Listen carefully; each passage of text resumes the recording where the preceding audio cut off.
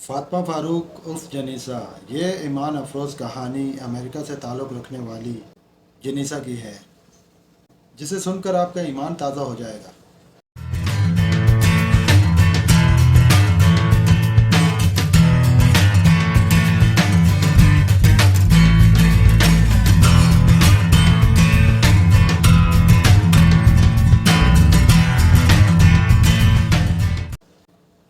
السلام علیکم دوستو، کیسے ہیں آپ؟ امید کرتا ہوں خیریت سے ہوں گے۔ میں ہوں ارشد خان۔ تو آج ہم دیکھیں گے from glamorous life to Islam, interesting story in Urdu. Video شروع کرنے سے پہلے اگر آپ چینل پر نئے ہیں تو ہمارے چینل کو سبسکرائب کر دیں اور بیل آئیکن کو دبا دیں تاکہ ایسی انٹرسٹنگ ویڈیوز آپ تک پہنچتی رہیں۔ جب میں نے یہ واقعہ سنا تو میں انتہائی حیران ہوا۔ بے شک اللہ تعالیٰ جسے چاہے ہدایت دے، جسے چاہے عزت دے اور جس کو چاہے ذلیل کرے۔ یہ ایمان افروز کہانی امریکہ سے تعلق رکھنے والے جنیسا کی ہے، جسے سن کر آپ کا ایمان اپنی انتہا تک پہنچ جائے گا۔ ناظرین، جنیسا بیان کرتی ہیں، چونکہ میں ایک آزاد معاشرے میں بڑی ہوئی لہٰذا مجھے فحاشی کی لت لگی ہوئی تھی۔ جوانی عروج پر تھی اور میرے 4 بوائے فرینڈز تھے، جبکہ ہر رات کوئی نہ کوئی ان میں سے میرے ساتھ سوتا تھا۔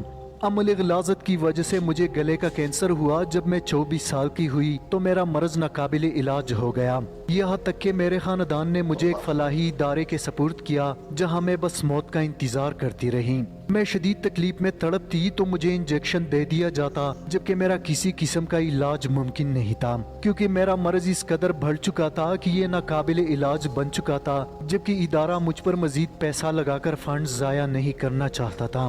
ناظرین، جینیسا بیان کرتی ہیں، اس ادارے میں رہتے ہوئے میں نے اپنے تمام دوست احباب اور بوائے فرینڈ سے مدد طلب کی، مگر کسی نے میری مدد نہیں کی۔ میرے وہ بوائے فرینڈ جو میری جسم کو حاصل کرنے کے لیے ترستے تھے، جو اپنی جنسی تسکین کے لیے سرد راتوں میں گھنٹوں تک میری اجازت کی منتظر رہتے تھے، مگر جب میں بیماری کا شکار ہوئی تو سب نے مجھ سے آنکھیں پھیر لی۔ اب سب کو یقین ہو گیا تھا کہ میں زندگی کی آخری کنارے پر پہنچ چکی ہوں، لہٰذا سب نے میری مدد کرنے سے انکار کیا، یہاں تک کہ میرے بلانے کے باوجود بھی کوئی میرے پاس نہیں آیا۔ موت سے زیادہ تکلیف دہ لمحہ وہ تھا کہ جب میرے حسن کے داد دینے والے مجھ سے نفرت کرنے لگے۔ میں سارا دن چھت پر جلتی لائٹ اور گھومتے پنکھے کو دیکھنے میں گزار دیتی۔ اسی دوران ہمارے ادارے میں ایک پاکستانی نوجوان کو بطور کلینر ملازم رکھا گیا۔ اس پورے ادارے میں وہ واحد مسلمان تھا اور واحد انسان بھی جس کا رویہ سب مریضوں کے ساتھ انتہائی نرم تھا۔ اس ادارے میں سب سے زیادہ نوجوان لڑکی میں تھی، اس لیے سب سے زیادہ رحم اس نوجوان کو مجھ پر آتا تھا۔ تکلیف کے وقت وہ سب سے پہلے میرے پاس دوڑ کر پہنچتا تھا۔ یہ نوجوان نہ صرف میرے ساتھ بلکہ وہاں موجود ہر مریض کے ساتھ انتہائی نرم تھا۔ وہ کسی کو بہن اور کسی کو اپنی ماں کی نظر سے دیکھتا تھا، گویا وہ انسانوں میں ایک فرشتہ تھا، جبکہ ادارے کے سارے لوگ اس نوجوان سے محبت کرتے تھے۔ ناظرین، جنیسا بیان کرتی ہیں، جب میں نے اس مسلمان پاکستانی نوجوان سے اس رحم دل رویے کی وجہ پوچھی تو اس نے بتایا کہ اس کی وجہ اس کا مذہب اسلام ہے۔ پھر اس نے مجھ سے میری بیماری کے متعلق پوچھا، جبکہ میں نے اس سے شروع سے لے کر آخر تک پوری کہانی سنائی۔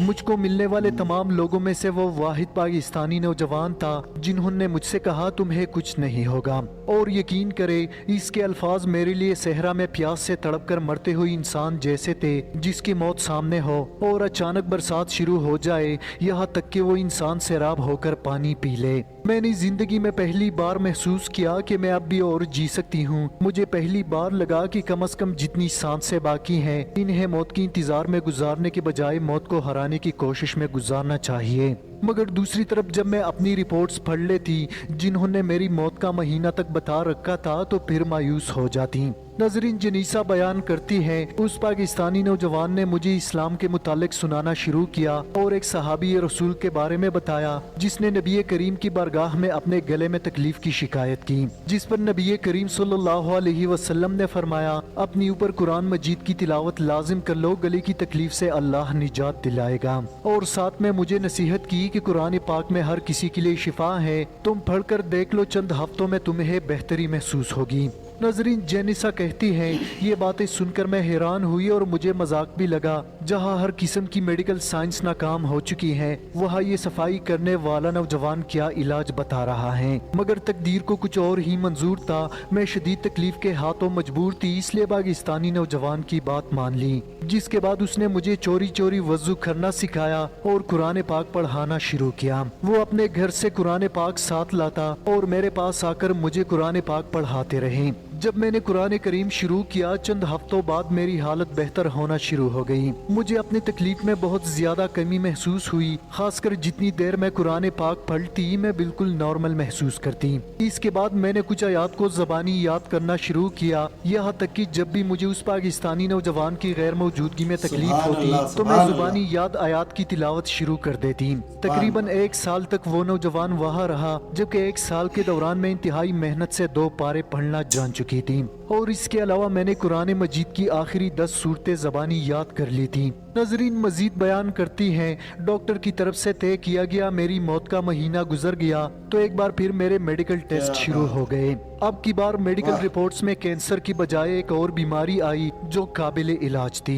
लिहाजा मेरा इलाज शुरू हुआ। मेरे घर वालों को पता चला तो उन्होंने भी मुझसे मेल मुलाकात शुरू की। डॉक्टर समेत हर कोई हैरान था कि ये मौजज़ा कैसे हो सकता है, हमारी साबिका रिपोर्ट्स कैसे गलत साबित हो सकती हैं। जब मैं मुकम्मल सेहतयाब हुई तो मैंने उस पाकिस्तानी नौजवान को बहुत तलाश किया। इसका नंबर बंद था, वो शायद अपने मुल्क चला गया था। मैं ये बस मेरे एक अल्लाह के बार उस काम। फरिश्ता सिफत इंसान का शुक्रिया अदा करना चाहती थी, इसके हाथ चूमना चाहती थी जिसकी वजह से मुझे दूसरी जिंदगी मिली थी। लेकिन अफसोस मेरी और मेरे इसकी अल्लाह का मुलाकात करिश्मा कभी है न भाई हो ये। सकी। इसके बाद मैंने कतर के एक इस्लामिक सेंटर में जाकर इस्लाम कबूल किया। वहाँ मेरा नाम फातिमा फारूक रखा गया। अल्लाह के फजल से आज मैं मुसलमान हूँ। मैं अल्लाह का शुक्र अदा करती हूँ जिसने मुझे उस गिलाजत की जिंदगी से निकालकर पाकीज़ा जिंदगी की तरफ माइल किया।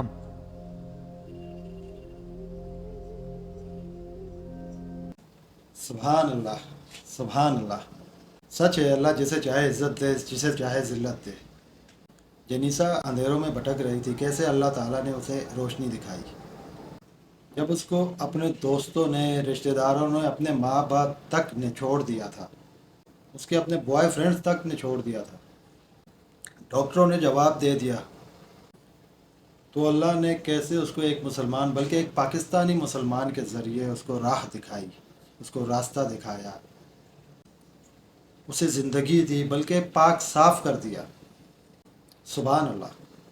इस स्टोरी को सुनकर ईमान वाकई में ताज़ा हो जाता है।